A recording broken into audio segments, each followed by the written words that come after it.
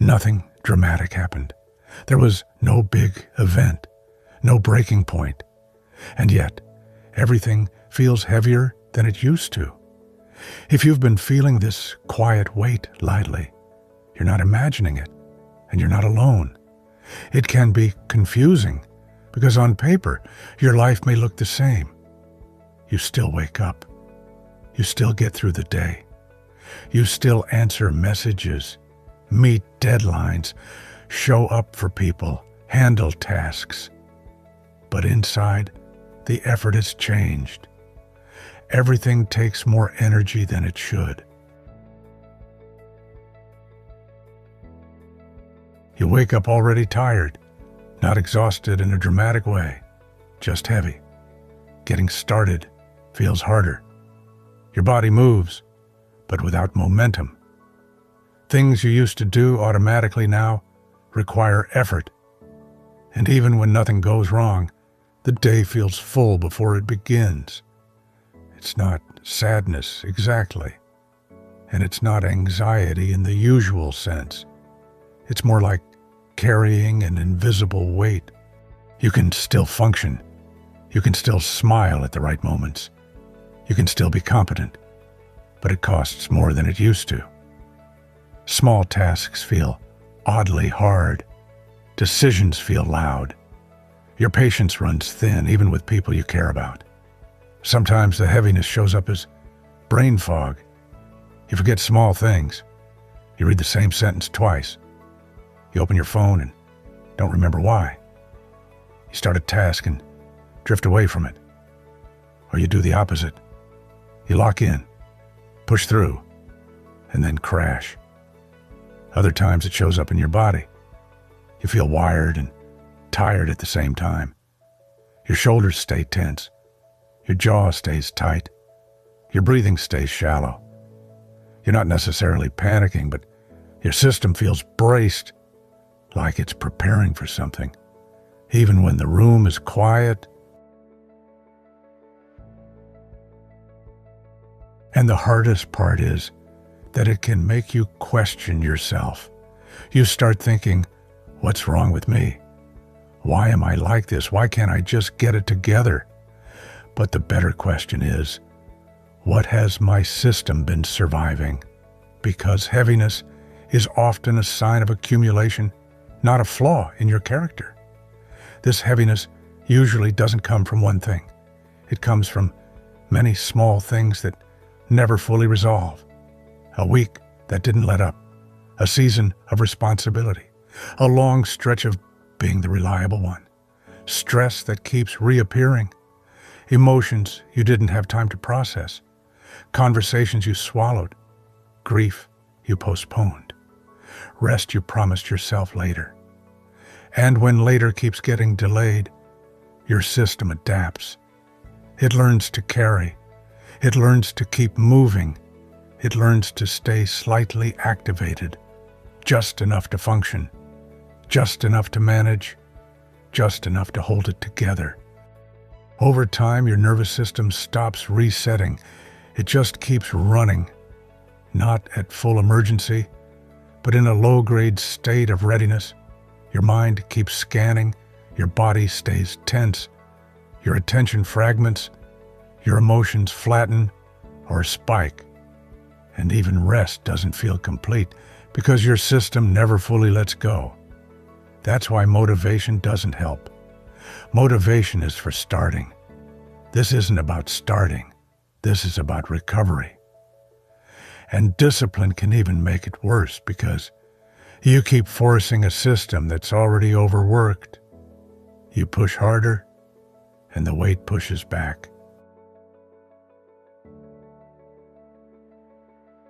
If you've been powering through for years, slowing down can feel strangely unsafe. You finally get free time, and you can't enjoy it. You scroll, you snack, you clean, you stay busy, or you lie down, and your thoughts get louder. Not because you're weak, not because you're broken, but because your system doesn't know how to be off. In simple terms, your mind is trying to protect you. It learned a pattern. If I stay ready, I won't get hurt. If I stay ahead, I won't fall behind. If I keep moving, I won't feel what I don't have time to feel. That readiness can look like overthinking, replaying conversations, needing control, feeling tense even on a quiet day. And that readiness costs energy. Hyper-alertness burns energy. Constant thinking burns energy. Holding emotions back burns energy. Being fine burns energy.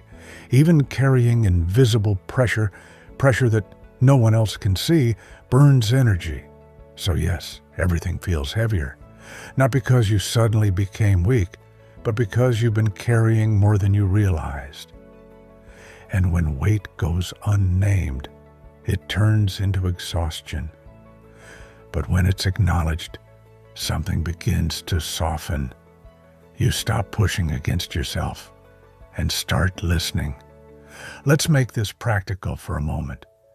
If you're listening right now and you feel that heaviness in your chest, in your shoulders, in your stomach, you don't need to fix it in one sitting. You don't need to solve your whole life. You just need a small moment of relief. Try this. Notice where the weight lives today. Don't analyze it. Just locate it. Maybe it's in your chest. Maybe it's behind your eyes. Maybe it's in your neck. Just notice it. Now, ask a gentler question than what's wrong with me. Ask, what have I been carrying? What have I been holding? What have I been pushing through without space? You don't need a perfect answer. You're just giving your system a new message. I'm paying attention. I'm not ignoring you. And if you can, take one slower breath than usual. Not a dramatic breathing exercise, just one breath that says, I'm here. I'm safe enough in this moment. Then let your shoulders drop by 1%. Let your jaw unclench by 1%. Let your attention come back to this room. This may seem small, but small signals of safety matter because your system doesn't change through force. It changes through evidence. Evidence that it can soften without danger. Evidence that it can rest without punishment. Evidence that it doesn't have to stay ready all the time. The way back to clarity is not pushing harder. It's creating conditions where your system can finally exhale. That might mean fewer inputs, a quieter evening, less multitasking, a boundary you stop negotiating, a moment where you don't perform strength. One more thing that can help you make sense of this: heaviness often increases when you finally slow down. You might notice it on weekends, on vacations, on nights when the schedule is quiet. That can feel discouraging, like rest is making you worse. But it's usually the opposite. When you stop running, you finally hear the signal you've been out running. The noise fades, and what you've been carrying becomes audible. That's also why a good day can still feel heavy, because the weight isn't always coming from today. It's coming from the backlog, the unfinished stress, the emotional tabs left open in the background. Your system doesn't reset just because nothing bad happened this morning. So if you're waiting for a dramatic reason to justify how you feel, you don't need one. Quiet overload is enough. Accumulation is enough. A nervous system that hasn't had a real off switch for a long time is enough. And if you want something simple to take with you after this video, try one small rule for the next 24 hours. Do one thing a little slower than usual. Just one. Drink your coffee without scrolling. Walk from one room to another without multitasking. Answer one message without rushing. Not to be productive about healing, but to give your system one piece of evidence that it can move through life without constant pressure. And it also means changing the story you tell yourself.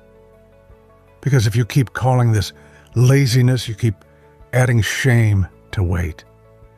If you keep calling this failure, you keep adding fear to fatigue. But if you can name it as overload, as accumulation, as a nervous system that's been doing its best, the tone shifts, the inner pressure reduces, and that reduction is not cosmetic, it's regulation.